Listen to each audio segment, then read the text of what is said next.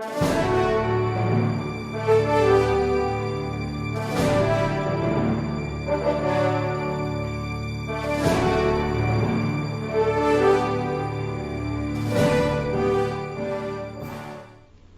117. Saan po galing ito, ma? The nature of payment are the following: salaries,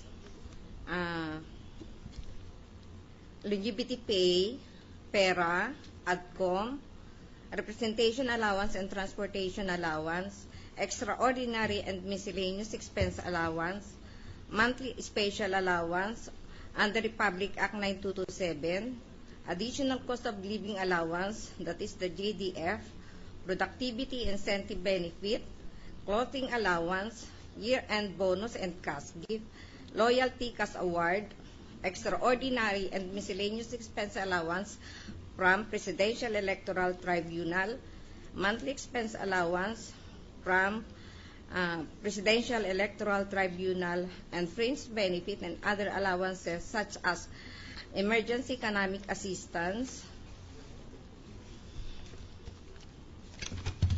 anniversary bonus, productivity enhancement benefit, Christmas cash gift, additional Christmas cash gift, year-end cash gift, fringe benefit, rice allowance, groceries as fringe benefit, additional fringe benefit, Christmas allowance, and pet Christmas allowance. Now, I direct your attention to the figure reading 21,636,781.45 centavos, which I request your honor to be marked to be encircled and marked as exhibit 117-A, your honor. Mark it accordingly. Where did you get this total amount? Saan po ninyo kinuha? Saan ang galing yun? I reviewed and evaluated all the paid payrolls pertaining to salaries, allowances, and other benefits received by the Honorable Chief Justice from 2002 up to 2011. Alright. Now, do you now swear under oath as to the correctness, accuracy, and truth of the entries appearing in this exhibit 114, 115, 116 up to 117? Yes, Your Honor. Do you also swear as to the truth of the correctness of the figure reading 21,636,000 pesos, 781 pesos rather, and 45 centavos? Yes, Your Honor. Now, a little earlier, or a couple of weeks before, we requested for the production of payrolls in your possession, more specifically those covering that of the Honorable Chief Justice Corona. Do you have them with you now? I don't have the Why? data Why? with me. Kindly tell the court. It's too voluminous. Lakas po ninyo. Napakarami po ng paid payrolls para po madala namin sa ngayon. Or in other words, if that is so, what does these figures appearing in Exhibit 114, 115, 116, and 17 represents or cover? I reviewed and evaluated all the paid payrolls, Your Honor, Meaning, sige po. to certify as to correctness of the amount stated in this certification. All right. Now, but the payrolls that you mentioned, which is rather voluminous and too cumbersome to be brought before this court, in whose possession are they? In my possession, Your Honor. And your possession dates back from when up to when? From the time I joined the court up to present. Meaning from what year up to what year? From 1973 up to present. Now, in your examination of the entries appearing in these payrolls, which you mentioned a while ago, were you at any time assisted by any of your employee in your division? No, Your Honor. Meaning you did it alone? Yes, Your Honor. Ano po yung ibang tip? Ano po yung isa? Ha?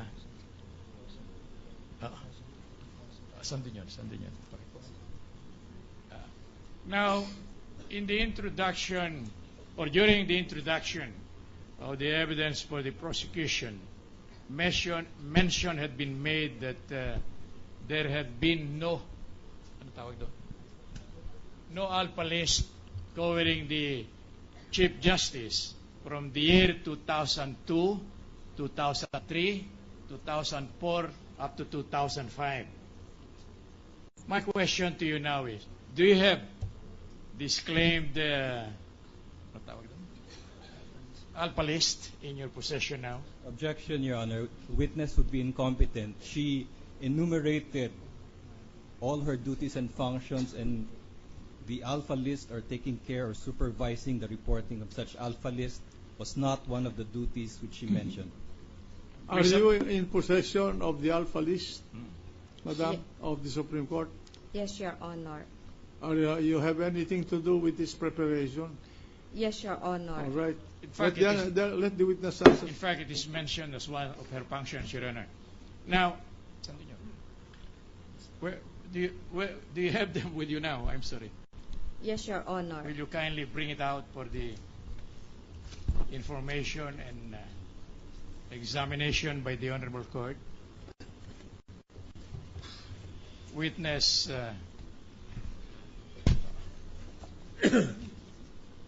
witness handling to this representation, Your Honor. The alleged filed copies. Alin po ba ito? Yes, Sakay Your susunod. Sige Honor. po. The certified Xerox copies of the alpha list from 2002 up to 2005. Can you dispense with this? No, Your Honor. No, we will just request, Your Honor, that we be permitted to have them marked and make the substitution later, because these are copies which form parts of the official record of the Supreme Court, Your Honor. But in the meanwhile, to gain time, we will just mark them. Would there be any objection on the part of the prosecution to have those copies copied? We have no objection to having those documents reproduced. We would like a copy, Your Honor, for purposes of our cross-examination. Yeah. Yes. We will give you a copy as of Yes. today, Your Honor. Our only purpose, Your Honor. So Now- proceed. Now, how about for 2003? Do you have it with you? Yes, Your Honor. Witness handing over to this representation, Your Honor, the 200 BIR year-end report on compensation. How about 2004? Witness handling, Your Honor, to this representation, the 2004 BIR year-end report. Just a minute. Para malinaw, ginang witness, sabihin mo lang kung pag sinabi yung taon, kung meron o wala, para kompleto ang record natin.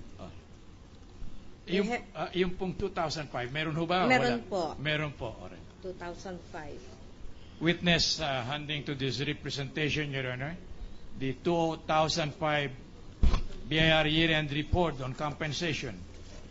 Now, we request, Your Honor, that these documents identified by the witness in today's proceedings, Your Honor, be marked as follows. First, the 180 na. The 2002 BIR year-end report be marked as Exhibit 118, Your Honor, Mark it accordingly. which consists of